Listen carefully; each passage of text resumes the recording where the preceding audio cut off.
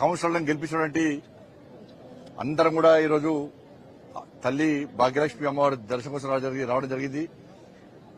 కన్వీనర్లో mayor గా శ్రీనివాస్ గారు, కొలగాని శ్రీనివాస్ గారు, డిప్యూటీ మేయర్ గా వై సునీల్ రావు గారు, అదేవిధంగా గౌరవ కార్పొరేటర్లు, గౌరవ కౌన్సిలర్స్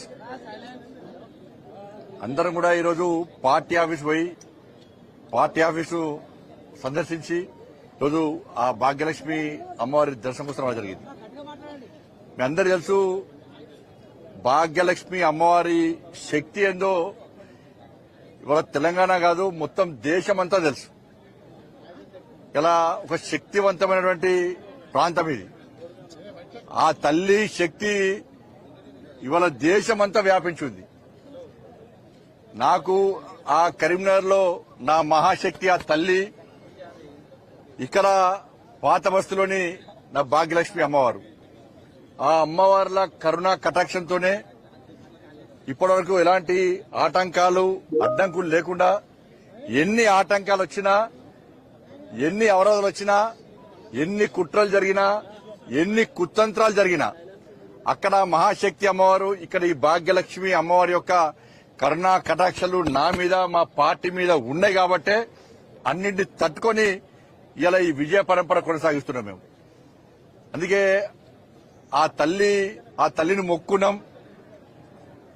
తల్లి మా అభ్యర్థులకు ఆశీర్వాదమి, మా అభ్యర్థులకు దేశము, ధర్మము, సమాజం అనే ఒక లక్ష్యంతో, ఒక ఆలోచనతో సేవ చేయడానికి కమలం పువ్వు గుర్తు మీద నరేంద్ర మోడీ గారి సారథ్యంలో, నితిన్ నబీన్ గారి యొక్క ఆధ్వర్యంలో, ఇక్కడ రామచంద్ర గారి నాయకత్వంలో వాళ్ళు పోటీ చేస్తున్నారు.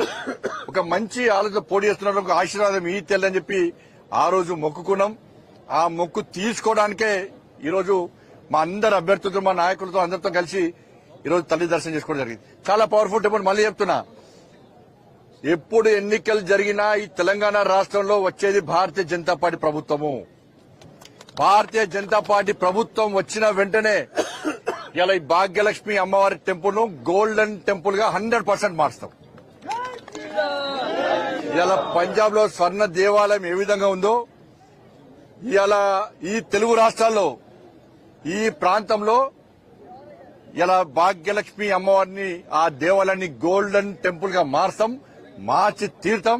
ఆ అమ్మవారికి అట్లా సేవ చేసే అవకాశం మాకు ఇవ్వాల్సిందిగా వాళ్ళ అమ్మవారిని వేడుకుంటున్నాం మేము. ఎందుకంటే ఇక్కడ ఉన్నటువంటి హిందూ సమాజానికి రక్ష ఆ తల్లే. ఇక్కడ నుంచి ఇక్కడ గుండాల యొక్క ఎంఎం పార్టీ గుండాల యొక్క అరాచకాలు తట్టుకోలేక చాలా మంది హిందువులు వేరు.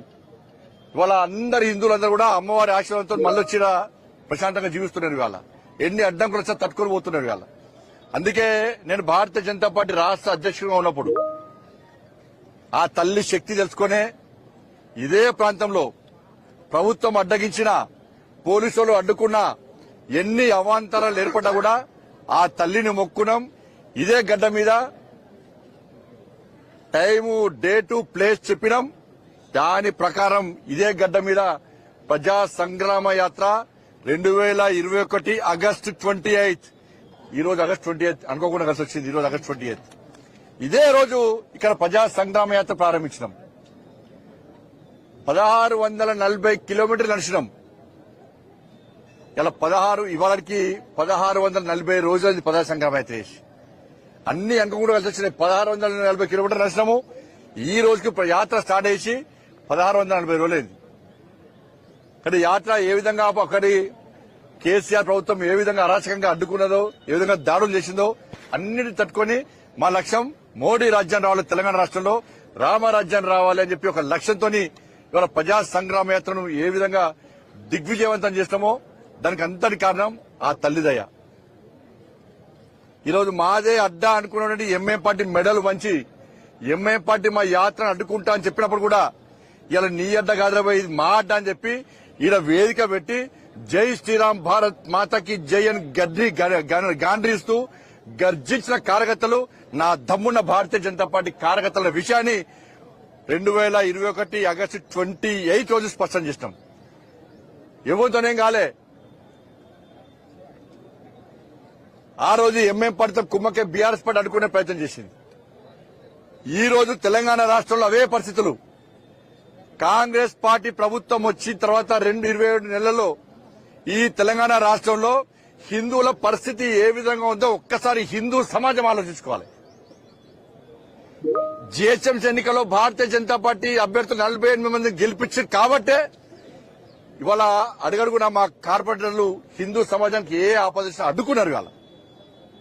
కానీ ఈ రోజు ఏం జరుగుతుందో ఒకసారి హిందూ సమాజం ఆలోచించాలి. ఇవాళ కాంగ్రెస్ పార్టీ ఎంఐఎం పార్టీ కుట్రలు అన్నీ సిగ్గుండాలే. కాంగ్రెస్ పార్టీలకు బీఆర్ఎస్ పార్టీలకు సిగ్గుండాలే.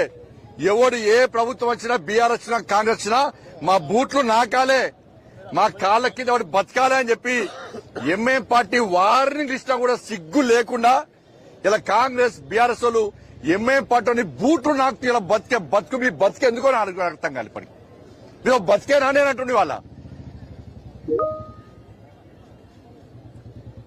కాంగ్రెస్ పార్టీలో బీఆర్ఎస్ పార్టీలో ఉన్న హిందూ నాయకులారా, హిందూ కార్యకర్తలారా, నేను రెచ్చగొడతానని వాస్తవాలు చెప్తున్నాను. నేను మీ లోపల హిందూ రక్తం ప్రవహిస్తే, మీరు నిజంగా హిందువులైతే, మీరు పౌరుషం ఉంటే ఆ పార్టీ నిష్పట్టండి. కాషాయం జెండా పట్టుకొని ఇలా భాగ్యలక్ష్మి అమ్మవారి టెంపుల్ సాక్షిగా జై శ్రీరామాన్ని గడ్డించండి. ధర్మం కోసం, దేశం కోసం, సమాజం కోసం పనిచేసేటువంటి ఒక సంకల్పం తీసుకొని రావాల్సిందిగా నేను 2 పార్టీల కార్యకర్తలకు అప్పీల్ చేస్తున్నాను. అరే అరే అరే 27 నెలలే కాంగ్రెస్ పార్టీ ప్రభుత్వం వచ్చి సికింద్రాబాద్ లో ముత్యాలమ్మ గుడి దాడి, జుబ్లీస్ లో పెద్దమ్మ గుడి మీద దాడి, సంతోష్ నగర్ లో దేవాలయం మీద దాడి, జుక్కల్లో దుర్గామాత అమ్మవారి మీద దాడి, శంషాబాద్ లో దేవాలయాల విధ్వంసం, పాత బస్తులు విధ్వంసం, రాత్రికి రాత్రి నిన్న రాత్రి చాయంద్రానగుట్టలో పురాతన టెంపుల్, పవర్ఫుల్ టెంపుల్ అయినటువంటి నా ఆంజనేయ స్వామి మీద దాడి చేశారు. బాన్స్వాడలో దాడులు. ఎక్కడ పోయినా కాంగ్రెస్ పార్టీ ఎంఏ పార్టీ ప్రభుత్వం ఏర్పడిన తర్వాత తెలంగాణ రాష్ట్రంలో ఎందుకు దేవాలయాల మీద దాడులు జరుగుతున్నాయి? అలా మెజార్టీ ప్రజలైన హిందువులు ఎలా మా దేవాలయాన్ని రక్షించండి అని బిచ్చమెత్తుకునే పరిస్థితి ఈ తెలంగాణ రాష్ట్రంలో వస్తే హిందూ సమాజాన్ని కాపాడే వాళ్ళు ఎవరొకసారి హిందూ సమాజం ఆలోచించాలి.